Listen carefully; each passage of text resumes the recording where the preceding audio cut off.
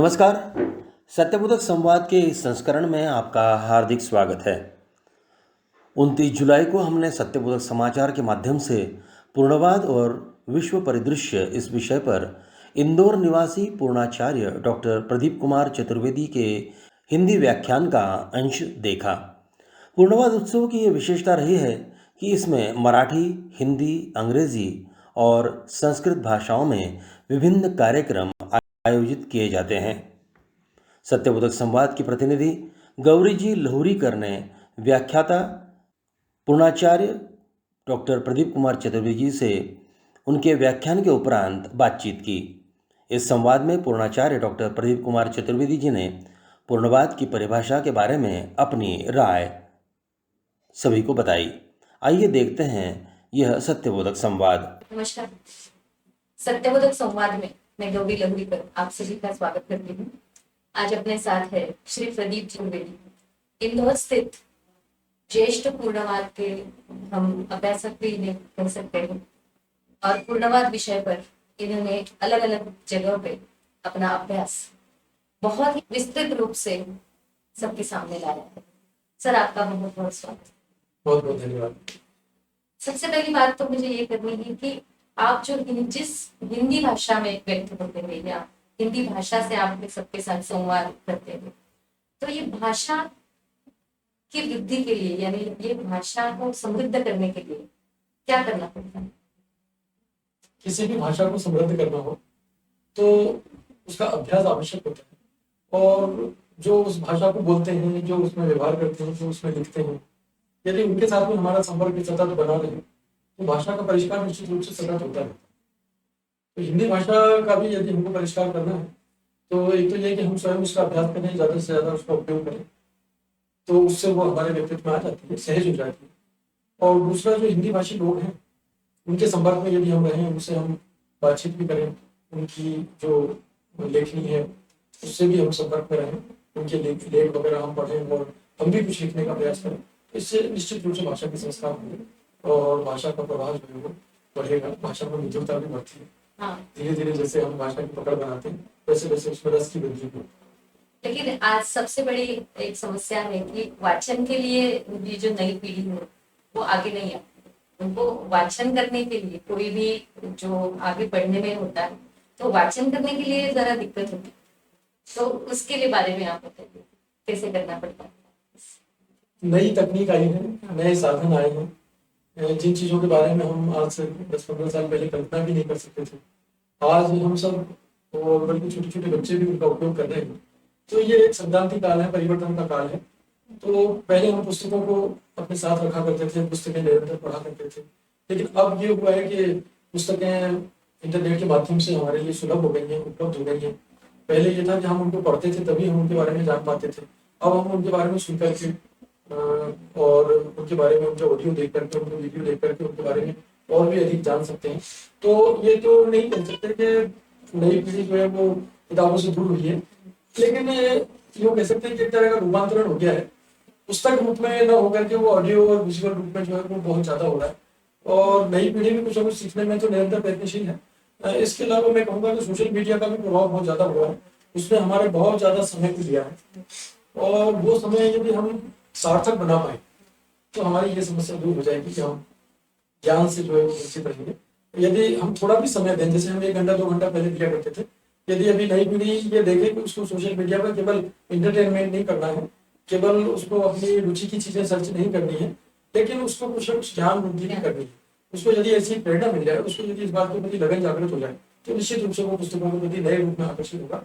क्योंकि पहले तो ये था कि हम जिन पुस्तकों तक पहुंच पाते थे या तो पुस्तकालय में वो उपलब्ध होती थी या हम उनको खरीद पाते थे, केवल वही हमारी पहुंच में होती थी। अब तो लाखों पुस्तकें हमारी पहुंच में है और केवल एक मोबाइल को रखने की जरूरत है, लाखों पुस्तकों से हम जुड़ जाते हैं।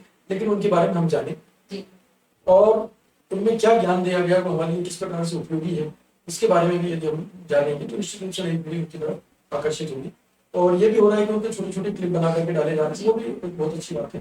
तो इसका दुरुपयोग भी हो रहा है, सोशल मीडिया का और इंटरनेट का दुरुपयोग भी काफी हो रहा है, लेकिन फिर भी यदि हम इसको संभाल करके इसका उपयोग करें तो इसके लाभ बहुत बहुत अच्छे से बात कही सर आपने कि अपने पास जो अभी सामग्री उपलब्ध है उस सामग्री का किस प्रकार से सही तरीके से उपयोग करना है ताकि ये नई पीढ़ी फिर अपने जो अंदर की जो प्रतिभा है उनको विकसित कर सके।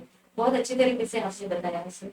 अगला एक सवाल ऐसा है कि पूर्णवाद का अभ्यास जो है तो आने वाली नई पीढ़ी को कैसे बताएं कि आसान तरीके से पूर्णवाद का अभ्यास किस प्रकार कर सकते पूर्णवाद की सबसे बड़ी विशेषता यह है कि वो जीवनवादी विचार है जी और वहीं से शुरू करता है जहां हम हैं। जी हमको किसी और लेवल पे ले जाकर के तब वो समझाने की कोशिश नहीं करते, बल्कि हम जहाँ हैं वहीं से परम पूज्य महाराज जी हमको स्वीकार करते हैं और वहीं से आगे बढ़ने की प्रेरणा देते हैं। आजकल नई पीढ़ी में एक चलन ये भी देखा गया है कि उसको यदि हम बहुत ज्यादा सिखाने की कोशिश करें तो एक तरह का रिएक्शन होने लगता है, प्रतिक्रिया होने लगती है और वो कहते हैं कि आपको इतना ध्यान नहीं चाहिए। तो यहाँ पूर्णवाद में वो भी समस्या नहीं है। पूर्णवाद में केवल उतनी बातें बताई जाती है, संकेत रूप में एक दो बातें बताई जाती है, धीरे धीरे व्यक्ति को जोड़ा जाता है।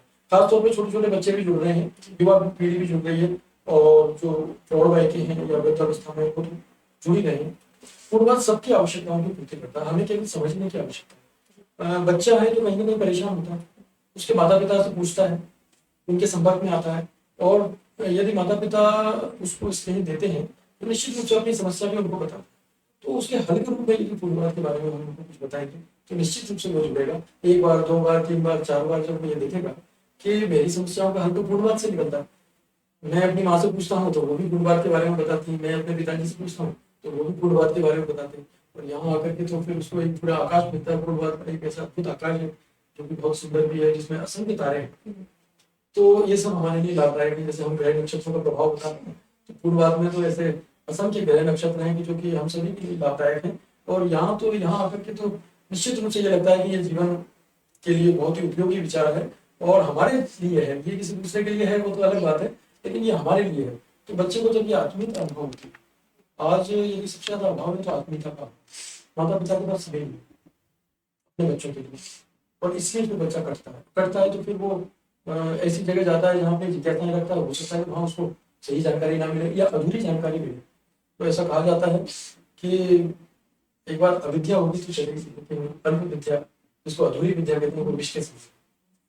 तो निश्चित रूप से वो यहाँ जुड़े, इनसे जुड़े।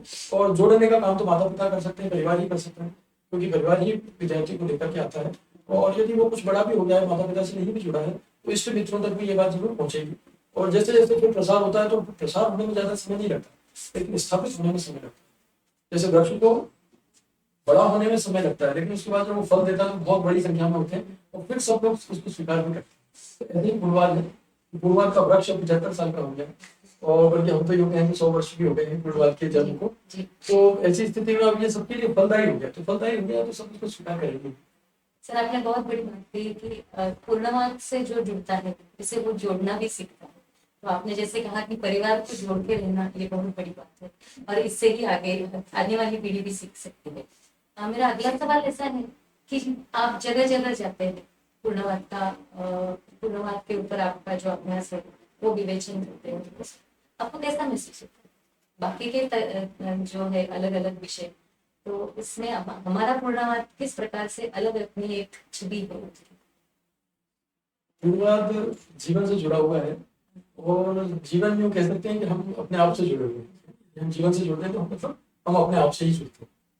तो हम बहुत सारे काम संसार में करते हैं, कुछ हमारी इच्छा के होते हैं, कुछ नहीं भी होते हैं। नौकरी व्यवसाय हम सबको करना ही होता है, उसमें बहुत सारी चीजें ऐसी भी होती हैं जो हमारी रुचि की होती हैं, हमारी रुचि की नहीं भी होती है। मीटिंग्स हम ज्वाइन करते हैं तो कई बार प्रतिकूल परिस्थितियां भी आ जाती हैं। तो ऐसी स्थिति में यदि हम देखें कि पूर्णवाद का काम जब हम करते हैं तो कोई प्रतिकूल परिस्थिति हमको अनुभव नहीं होती है और ऐसा लगता है कि हमारे दिली लगाव का क्षेत्र है। तो जैसे आत्मिक प्रसन्नता जो है वो पूर्णवाद के कार्य को करते हुए जो होती है उसका वर्णन नहीं किया जा सकता और उसकी तुलना भी किसी से नहीं की जा सकती। बहुत अच्छी बात सर। आत्मिक समाधान और आत्मिक आनंद का ये अनुभव देने वाला पूर्णवाद, और इसी पूर्णवाद का अभ्यास बहुत ही अच्छी तरीके से अभी आने वाली पीढ़ी को भी देने वाले श्री प्रदीप जी चतुर्वेदी सर आप यहाँ पे आए, सत्यबोधक संवाद के साथ हमें आपसे बात करने का मौका दिया, आपके बहुत धन्यवाद। आपको भी बहुत बहुत धन्यवाद। आपने मुझे इस लायक समझा कि यहाँ पर आपने चर्चा की, चर्चा में मुझे बुलाया, इसके लिए मेरी ओर से भी आपको और आपकी पूरी टीम को बहुत बहुत धन्यवाद।